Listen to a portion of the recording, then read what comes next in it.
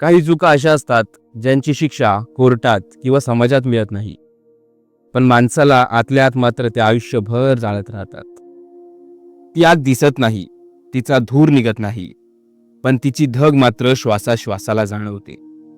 आज इतक्या वर्षांनी जेव्हा मागे वळून पाहतो, तेव्हा वाटतं की मी जे केलं ते पाप होतं की गरज, प्रेम होतं की फक्त शरीराची भूक, की दोन एकाकी जीवांनी एकमेकांचा आधार शोधण्यासाठी ओलांडलेली एक रेष. उत्तर आजही माझ्याकडे नाही. फक्त ती आठवण आहे जी आजही रात्रीच्या शांततेत माझ्या छाताडावर दडपण आणते. हे सांगताना हात थरथरतायत, पण सांगावंच लागेल, कारण हे ओझं आता एकट्याने वाहवत नाहीये. पुण्याहून माझी बदली झाली आणि मी त्या नवीन शहरात आलो.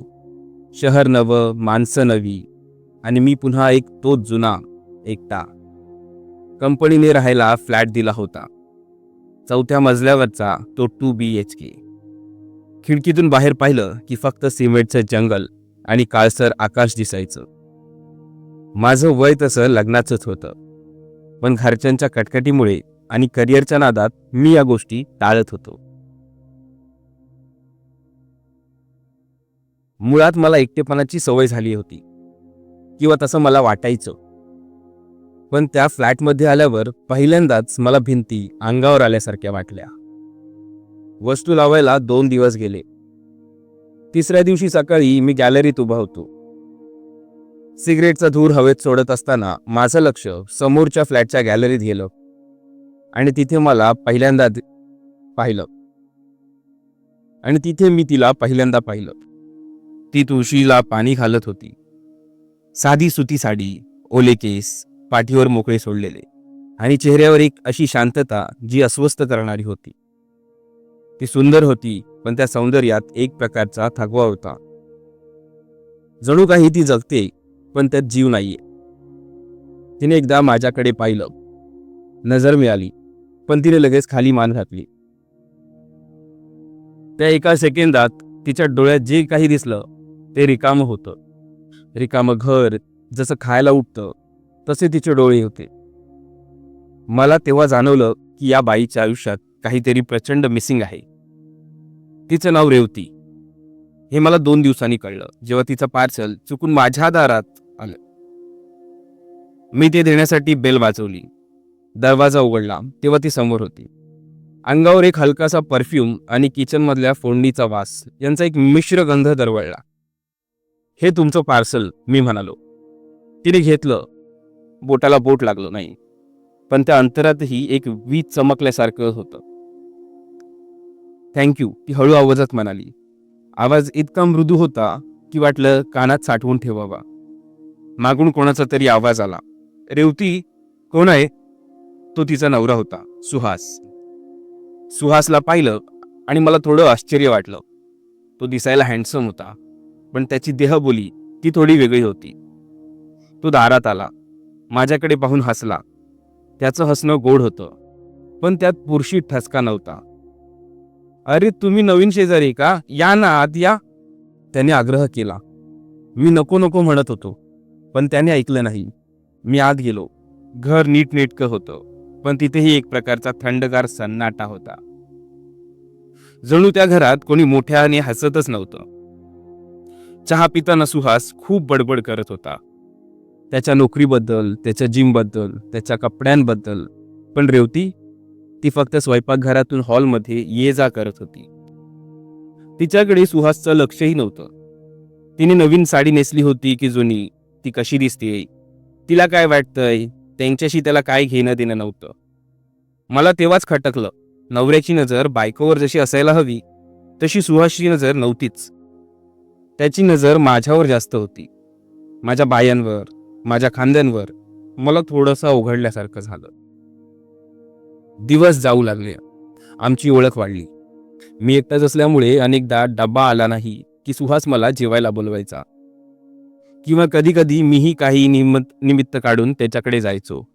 खरं सांगायचं तर मी सुहाससाठी नाही तर रेवतीसाठी जायचो. तिचं ते गप्प राहणं, वावरताना पदराची हालचाल, स्वयंपाक करताना कपाळावर आलेले घामाचे बिंदू, हे सगळं मला खेचून घेत होतं. हळूहळू मला सुहासच्या वागण्याचा अर्थ उलगडू लागला. तो अनेकदा बिझनेस टूरवर जायचा, पण कधी कधी मला तो शहरातल्याच एका मॉलमध्ये दुसऱ्या कोणा तरुणासोबत दिसायचा. त्यांच्यातली जवळीक मैत्रीपेक्षा जास्त वाटायची आणि घरी रेवती एकटी असायची. एकदा रात्री उशिरा मी गॅलरीत होतो. रेवती तिच्या गॅलरीत आली. सुहास घरी नव्हता. झोप नाही आली? मी विचारलं. ती दचकली. अंधार, तिचा चेहरा स्पष्ट दिसत नव्हता, पण तिचा श्वास जड झालेला जाणवत होता.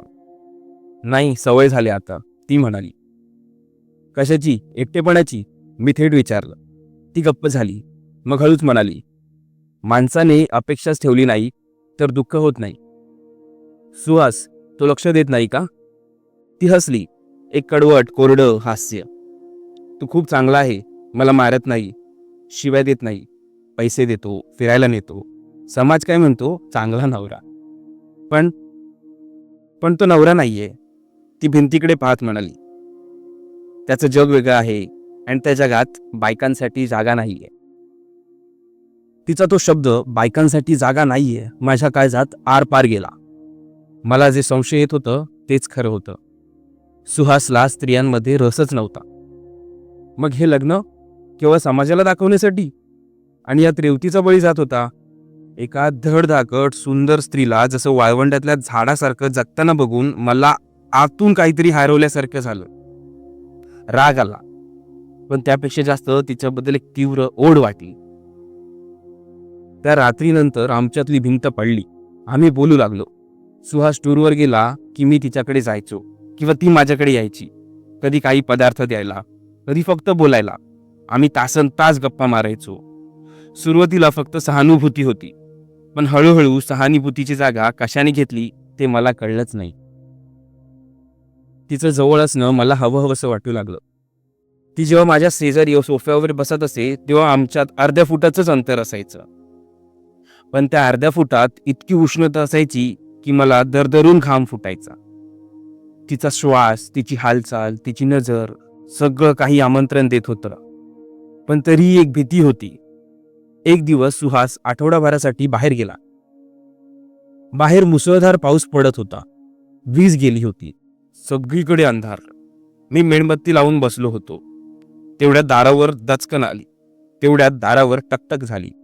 रेवती होती. ती भिजली होती असं नाही, पण ती घाबरली होती. मी एकटीच आहे, भीती वाटते, ती म्हणाली. आत ये, आत ये. मी बाजूलाच आलो. ती आत आली. माझ्या खोलीत फक्त मेणबत्तीचा प्रकाश होता. त्या प्रकाशात तिचा चेहरा सोन्यासारखा चमकत होता. ती सोफ्यावर बसली. मी पाणी आणून दिलं. पाणी पिताना तिचे हात थरथरत होते. मी ग्लास घेण्यासाठी हात पुढे केला आणि माझा हात तिच्या हाताला लागला. ती थांबली. तिने हात मागे घेतला नाही. तिचा हात थंडगार होता आणि माझा गरम. त्या स्पर्शाने आमच्यातली उरली सुरली सगळी बंधनं जाळून टाकली. मी तिच्या शेजारी बसलो होतो, इतक्या जवळ की तिच्या अंगाची ऊब मला जाणवत होती. बाहेर विजांचा कडकडाट चालू होता, पण आत फक्त आमचे श्वास ऐकू येत होते. तुला माहिती आहे ना, हे चुकीचं आहे, ती कुजबुजली. पण तिचे डोळं वेगळंच काही सांगत होते. काय बरोबर आहे रेवती, असं घुसमटत जगणं? मी विचारलं. ती रडू लागली. तिचं डोकं माझ्या खांद्यावर टेकलं. मी तिला जवळ घेतलं. वर्षानुवर्ष तहानलेल्या जमिनीवर पाऊस पडावा तसं काहीतरी झालं. तिने मला घट्ट मिठी मारली. ती मिठी भुकेली होती. त्यात फक्त वासना नव्हती, तर एक आर्त हाक होती. मला जाणवून द्या की मी जिवंत आहे, मी एक स्त्री आहे, माझ्यातही भावना आहेत. त्या रात्री आम्ही सीमा ओलांडली. जे घडलं ते खूपच नैसर्गिक होतं, पण तरीही निषिद्ध होतं. त्या अंधारात, त्या पावसात आम्ही एकमेकांची झालो. तिच्या शरीराचा प्रत्येक कण जणू ओरडून सांगत होता की तिला याची किती गरज होती. तिचे निश्वास, तिची नखं माझ्या पाठीवर रुतणं आणि नंतरची ती शांतता. त्या रात्री मला पहिल्यांदा वाटलं की मी कोणासाठी तरी पूर्ण आहे. त्यानंतर हे लपून छपून चालू झालं. सुहासच्या असण्या नसण्याने आता फरक पडत नव्हता, कारण तो असून नसल्यासारखाच होता. रेवती बदलली होती. तिच्या चेहऱ्यावर एक वेगळंच तेज आलं होतं. ती हसायला लागली होती, नटायला लागली होती. मी ऑफिसवरून आलो की ती वाट बघत असायची. आम्ही चोरून भेटायचो, लिफ्टमध्ये, जिन्यात, कधी माझ्या घरी, कधी तिच्या. प्रत्येक स्पर्श, प्रत्येक चुंबन हे चोरलेलं होतं. आणि म्हणूनच त्याची नशा जास्त होती. पण त्या नशेच्या खाली एक भीतीची ठिणगी सतत पेटलेली असायची. मला अपराधी वाटायचं का? हो. सुहास माझा मित्र नसला तरी मी त्याचा विश्वासघात करत होतो. पण जेव्हा मी रेवतीचा आनंद बघायचो तेव्हा तो अपराध बोल वितळून जायचा. सुहासने तिला जे दिलं नाही ते मी देत होतो. प्रेम, सन्मान आणि शारीरिक सुख. असेच 6 महिने गेले. आमचं गुपित हे विश्वात कोणालाच माहीत नव्हतं. फक्त त्या 4 भिंतींना माहीत होतं. पण नियतीला खेळ बघवत नसतात. एक दिवस रेवती माझ्याकडे आली. तिचा चेहरा पांढरा फटक झाला होता. काय झालं? मी विचारलो. तिने काहीच न बोलता रिपोर्ट माझ्या हातात दिला. Pregnancy report. पॉझिटिव्ह. माझ्या पायाखालची जमीन सरकली. हे कसं? मी तोच मूर्ख प्रश्न विचारला. तुला माहितीये कसं? ती रडवेलेल्या स्वरात म्हणाली. सुहास आणि मी गेल्या 2 वर्षात एकदाही जवळ आलेलो नाही आहोत. हे बाळ तुझं आहे. माझं डोकं सुन्न झालं. आनंद व्हावा की दुःख हेच कळत नव्हतं. माझ्या रक्ताचा अंश तिच्या पोटात वाढत होता. पण हे जग याला कसं न्याय देणार? सुहासला कळलं तर? मी विचारलो. त्याला कळणारच. मी काय सांगू त्याला की देवाची कृपा झाली? ती हसली. पण ते हसू वेड्यासारखं होतं. आम्ही दोघंही गप्प बसलो. खूप वेळ. पर्याय काय होते? गर्भपात की सत्य सांगून मोकळं व्हायचं? मला हे बाळ हवंय, ती अचानक म्हणाली. तिच्या आवाजात एक ठामपणा होता. मी इतकी वर्ष वांजपणाचे टोमणे सहन केलेत. तेही माझी चूक नसताना. आता माझ्या पोटात जीव आहे तर मी त्याला मारणार नाही. पण सुहास, त्याला बाळ हवंच आहे समाजाला दाखवायला. त्याला काय फरक पडतो बाळ कोणाचं आहे? त्याला फक्त बाप झाल्याचा टॅग हवाय. तो हे स्वीकारेल. त्याला स्वीकारावंच लागेल. नाहीतर त्याचा खोटेपणा जगासमोर येईल. तिचं हे लॉजिक मला भयंकर वाटलं. पण ते खरं होतं. सुहास स्वतःच्या सोयीसाठी हे बाळ आपलं म्हणणार होता. आणि मी फक्त बघ्याची भूमिका घेणार होतो. माझ्याच मुलाचा बाप दुसरा कोणीतरी होणार होता. मला आतून प्रचंड यातना होत होत्या. हे माझं मूल आहे, मला ओरडून सांगावंसं वाटत होतं. पण मी गप्प होतो. मी भित्रा होतो. मला माझी इज्जत, माझं करिअर आणि माझं आयुष्य याची पडली होती. त्या रात्री रेवतीने सुहासला सांगितलं. मी भिंतीच्या पलीकडे कान लावून बसलो होतो. मला वाटलं आरडाओरड होईल, भांडण होईल, पण तसं काहीच झालं नाही. उलट सुहासचा आनंदी आवाज झाला. तो तिला थँक्यू म्हणत होता. त्याने कदाचित प्रश्न विचारला नाही किंवा त्याला सत्य समजलं तरी त्याने डोळे झाक केले.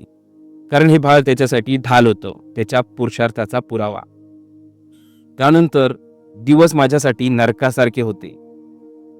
रेवती गर्भवती होती. तिचं पोट हळूहळू दिसू लागलं होतं. सुहास तिची खूप काळजी घेत होता.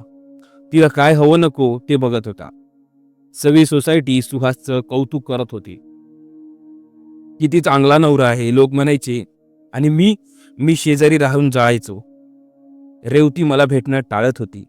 तिची नजर मला भिडत नव्हती. तिलाही अपराधी वाटत होतं. किंवा आज तिचं ध्येय पूर्ण झालं होतं. मला माहीत नाही.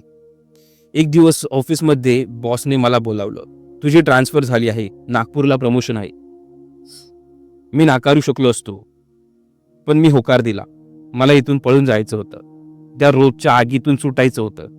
जाण्याचा दिवस उजाडला. मी सामान पॅक केलं. टॅक्सी खाली उभी होती. मी शेवटचा निरोप घेण्यासाठी त्याच्या दारावर गेलो. सुहासने दार उघडलं. अरे चाललात? खूप वाईट वाटतंय, तो म्हणाला. त्याच्या चेहऱ्यावर खरंच दुःख होतं की नाटक, देव जाणे. माझी नजर मागे गेली. रेवती सोफ्यावर बसली होती. 7 महिने झाले होते. ती उठून उभी राहिली. ती जड पावलांनी दारापर्यंत आली. आम्ही एकमेकांकडे पाहिलं. त्या नजरेत काय नव्हतं. प्रेम, राग, तक्रार, लाचारी आणि एक न संपणारं दुःख. काळजी घ्या, मी एवढंच म्हणालो. शब्द घाशात अडकले होते. तुम्हीही, ती म्हणाली.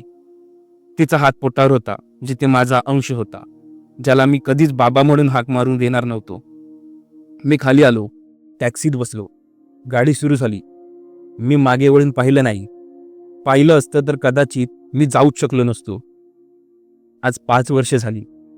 मी पुन्हा त्या शहरात गेलो नाही. कोणाकडून तरी कळलं की त्यांना मुलगा झाला. त्याचं नाव त्यांनी अर्णव ठेवलंय. ऐकलंय तो हुबाहूब सुयोगसारखा दिसत नाही, पण कोणाला काय फरक पडतो. लोक म्हणतात आईवर गेला असेल. माझं लग्न झालं, बायको चांगली आहे, संसार सुखाचा आहे. पण अजूनही जेव्हा कधी पाऊस पडतो आणि वीज जाते, तेव्हा मला त्या अंधारातल्या स्पर्शाची आठवण येते. मला माझ्या मुलाचा चेहरा आठवतो, जो मी कधीच पाहिला नाही. कधी कधी रात्री अपरात्री जाग येते. शेजारी बायको झोपलेली असते, पण मला एकटेपणा खात राहतो. मला वाटतं की मी त्या दिवशी थांबलो असतो तर, मी हिंमत केली असती तर. पण जर तरला आयुष्यात काही अर्थ नसतो. रेवती आता दुःखी असेल की सुखी, ती सुद्धा माझ्यासारखी रोज मरत असेल की तिने ते बाळ फक्त तिचं आणि तिचंच समजून स्वीकारलं असेल, मला माहित नाही. फक्त ही एकच गोष्ट माहित आहे, काही नाती नावाला असतात, पण तीच सर्वात जास्त खरी असतात आणि तीच सर्वात जास्त वेदना देतात. माझं आयुष्य सुरळीत चालू आहे, वरकरणी सगळं शांत आहे, पण आतल्या आत एक वादळ अजूनही घोंगावतंय. आणि मला माहित आहे हे वादळ माझ्या श्वासापर्यंत शांत होणार नाही, कारण मी एका जिवंत माणसाला जन्म दिलाय आणि त्यालाच मी वाऱ्यावर सोडून पळ काढलाय. या पापाचं प्रायश्चित्त कुठल्याच गंगेत धुवून मिळणार नाही. ते फक्त मला माझ्या एकाकीपणात थेंब थेंब जळूनच भोगावं लागेल.